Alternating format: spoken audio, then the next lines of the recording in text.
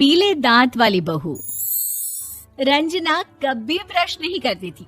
उसे कितनी बार उसके माँ बाप ने डांटा, लेकिन उसका कोई असर उस पर होता ही नहीं था, जिस कारण से उसके दांत पीले पीले हो जाते हैं।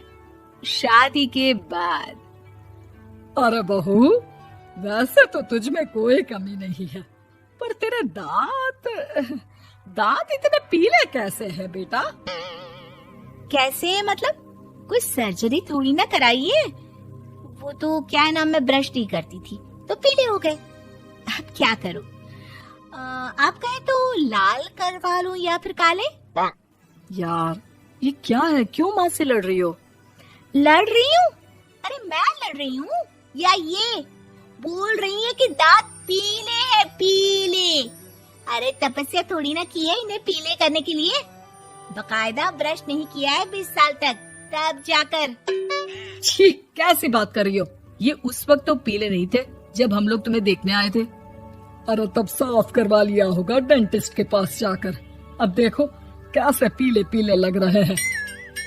रंजना सास की तरफ गुस्से से देखती है। फिर शुरू हो गई पीले पीले पीले।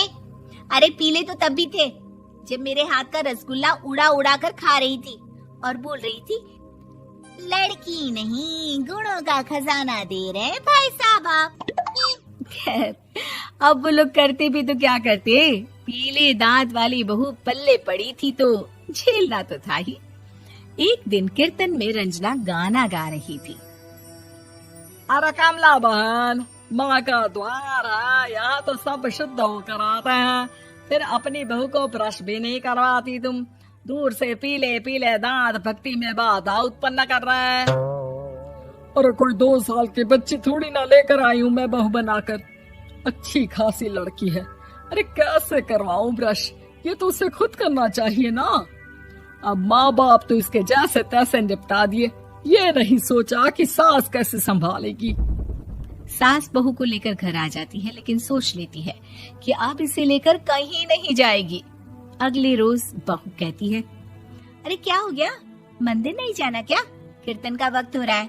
मेरी मधुर वाणी से कान्हा जी जागते हैं और सोते हैं। आप तो जानती है ना उनकी भक्ति में कितना मन लगता है मेरा। वो क्या है ना, तबीयत ठीक नहीं लग रही है मेरी, आराम करूंगी मैं। तबीयत ठीक नहीं लग रही? अभी तो मिथुन के गाने पर नाच रही थी आप, और अब बोल रही है कि तबीयत ठीक नहीं लग रही। अरे भक्ति में मन लगा लो सासू माँ, ऊपर जाना है, क्या मुंह दिखाओगी आप? हाँ? सास को बहू की बात पर गुस्सा आ जाता है। मैं क्या मुंह दिखाऊंगी, इसकी चिंता तो ना कर, समझी? अपने मुंह की चिंता कर, जो ये पीले पीले दांत लेकर हर जगह पहुंच जाती है। पता है लोग कितना मजाक बनाते हैं। ना जी ना, मैं नहीं जाना कहीं तेरे साथ। तो ये बात है। कोई ना, मत जाओ, मैं अपने कमरे में ही बैठकर भक्ति कर लूंगी। ऊपर वाला दांत थोड़ी ना देखता है, मन देखता है, भावना देखता है। और अरे बस बस, तू सब कुछ दिखा, बस ये सफेद चमकदार दांत ना दिखाना किसी को, है? जा यहाँ से। बहू को सास की बात का कोई फर्क नहीं पड़ता, वो तो जैसी थी वैसी ही रह जाती है। सुबह नहाकर किचन में खाना बनाना, फिर खाना खाना, कीर्तन भजन करना और सो जाना। एक दिन, माँ जी मैं सहेली के घर जा रही हूँ, शाम को लेट आऊंगी।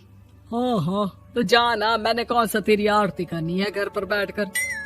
रंजना सहेली के घर जाती है, जहाँ वो पार्टी में जाने की तैयारी कर रही होती है। अरे शिखा, कहाँ जाने की तैयारी कर रही है? मैं गलत वक्त पर आ गई क्या? अरे नहीं यार, उल्टा सही वक्त पर आ गया।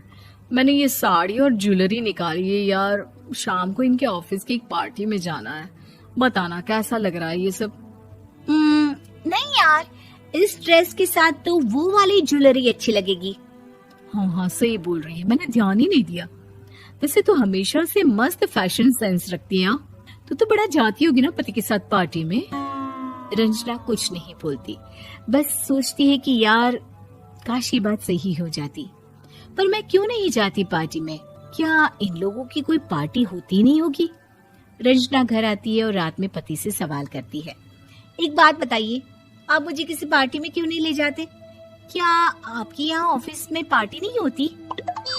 पति बेचारा क्या कहता कि दांत पीले हैं तुम्हारे इसलिए। अरे कोई पार्टी होती नहीं हम लोगों के ऑफिस में, तो कहाँ से लेकर जाऊं? और मार्केट, मॉल, कहीं वीकेंड घूमना, कहीं तो। अरे यार सारे हफ्ते में एक छुट्टी मिलती है, तो सोचता हूँ कि आराम ही कर लूं। क्यों? रंजना मन मार के रह जाती है। पहले कभी सास के साथ मंदिर जाया करती थी, लेकिन वो भी सास ने ले जाना बंद कर दिया। घर बैठी बैठी रंजना बोर हो जाती है। तभी उसे आइडिया आता है और वो मायके जाने का सोचती है। सासू माँ, 2 दिनों के लिए मम्मी के घर जा रही हूँ। अच्छा ठीक है, आराम से जा। और हाँ, माँ से कुछ अच्छी आदत सीख कर आना कि कैसे शरीर के हर भाग की तरह दांतों की सफाई भी जरूरी होती है, समझी? शुरू हो गई ना आप। वो लोग आपकी तरह नहीं है कि छोटी छोटी बात का बतंगड़ बना दे। उन लोगों के लिए मैं मायने रखती हूँ, ना कि मेरे पीले पीले दांत।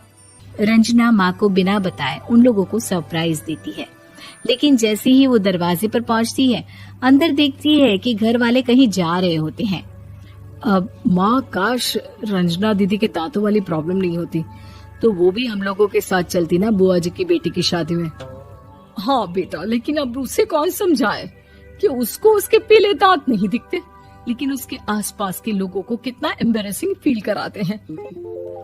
मुझे तो कितनी बार उसके स्कूल की टीचर ने शिकायत की कि उसके साथ कोई लड़की बैठना भी नहीं चाहती, और ना ही कॉलेज में कोई उससे बात करना चाहता था। लेकिन पता नहीं क्यों उसे ये बात समझ में ही नहीं आती। कोई कमी नहीं है उस लड़की में, बस यही कि दांत पीले हैं। वो तो भला हो जीजा जी और उनकी माँ का, जो दीदी को जैसी है वैसे ही रखा हुआ है। रंजना को अपने घर वालों की बात सुनकर बहुत दुख होता है। वो सोचती है कि वो क्या करे, लेकिन फिर वो सीधा डेंटिस्ट के पास जाती है, अपने दांत चमकाती है और कसम खाती है कि वो रोज ब्रश करेगी। अरे क्या हो गया? तुम तो 2 दिनों के लिए गई थी ना, पर कोई ना, अच्छा है, चलो आ गई तो। रंजना सास के सामने आकर खड़ी हो जाती है और पूरी स्माइल करती है, उसके चमकदार दांतों को दिखाती हुई। हैं? चले मंदिर? माँ, मुझे माफ कर दीजिए, मैंने आप लोगों को बहुत एम्बैरेसिंग फील करवाया। मैं आज से रोज ब्रश करूंगी।